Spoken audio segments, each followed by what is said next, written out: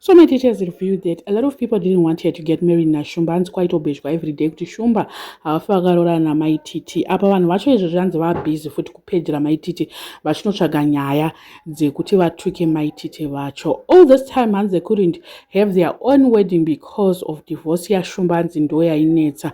Shumba hanzi vanga ine maproperties avo, vanga ine imba kumasasa nekuwaterfalls. So vakadzi vamwe vaifaitira dzimba idzodzo. But in 2025 he later surrendered those houses. Hanzi vakati imba ndinovaka dzimwe, ndinotenga dzimwe sematengero andakangoita iyoyo. I can also do it. So he later on signed my divorce papers acho. Ndobva vaipa ivo vakadzi vacho vainetsa dzimba dzacho. Hanzi maititi vakangoti iwo unogona kumova in kumba kwangu because ini ndiri munhu ane zvinhu zvangu, ndine mari dzangu and the like. And maititi vacho kuti vagare kudzimba dzevamwe vakadzi idzo, iwo she didn't want that because munhu ane imba yake kuti anonorwisana nekuti anogara kumba yekuwaterfalls kana kuti imba yekupi.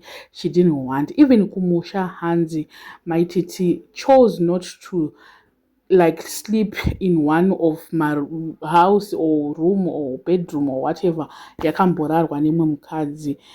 Murume wavo Shumba made a plan kuti vakwanise kuita imwe imba iri different from zvinhu zvemumamwe wakadzi izvozvozvo. Hanzi zvokuti my husband this and my husband that vanenge vachitozvitirana tatelicious vakaputsa hari pamberi penyika yese vakataura kuti uyu hafa aroorwa. So izvo zvekuti kuti my husband every day vanenge vachida kunyadzisa vavengi. Even naShumba, they've experienced all sorts of dramas and they are tired. They are actually tired of my drama essay in my relationship. That's why they've decided to build a family together. Vakabatanidza mhuri yekwashumba neyavo. Izvezvi maititi vakutoti vana vaShumba, vana vavo Shumba vakutotiwo vana vavo, and pamaholiday ipapa pafestive vana vese vanga vakaungana vachiona vabereki vavo. And maititiwo vana vavo vakati ivo havakwanise kuti vaite murume asingakwanise kuadjusta kuti vane vana. Ndo zvaitadzika kungoitika mumarelationship apfuura aya. Hanzi namaititi ndaingoshaya zvangu munhu anondida, otherwise I can teach people how to love. Munhu akangosangana noma-unfortunate incidents mulife mavo, and also vakatadza vanhu vavaingosangana navo vakatadza kuwirirana navo because they were opportunist.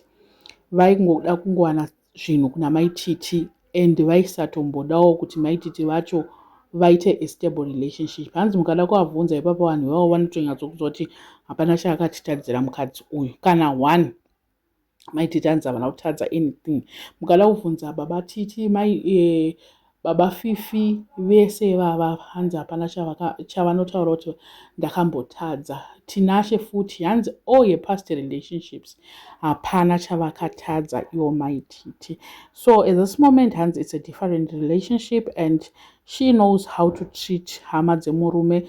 She knows everything. Ndosaka hanzi muri kuwana vachimhanya because pese apa vanga vasina opportunity yekuzviwana, vanga vasina opportunity yemunhu aivada to an extent yekuti she can surrender everything like what she is doing now. So at this moment hanzi don't expect me kuti ndichaenda anywhere. She still has a lot of years vainaShumba.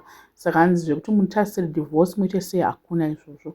And nyaya yekuti vangoramba vachingonzi she's a failure in my relationship, aiwa hanzi I'm not a failure in my relationship, ndo vaitokanyiwawo. So kana muchida marriage advice hanzi she can actually teach anyone marriage advice because vanonyatsoziva kuti murume anotichwa so kuti usaramboita so, hanzi vanozviziva zvese izvozvo. So I don't know what you guys think, but gore rino 2025 tingade zviri kunyeperana. Maititi is happy and I'm so excited. I'm so happy for her. Kuti wedwe aiwa, she finally arrived. Zvinonakidzawo kudiwa izvi. And Maititi is one loved celebrity in Zimbabwe. Gore rino aiwa kwambodiwa munhu. Kana tete Mildred Ameno ndo godo ravanenge vainaro iroro every day.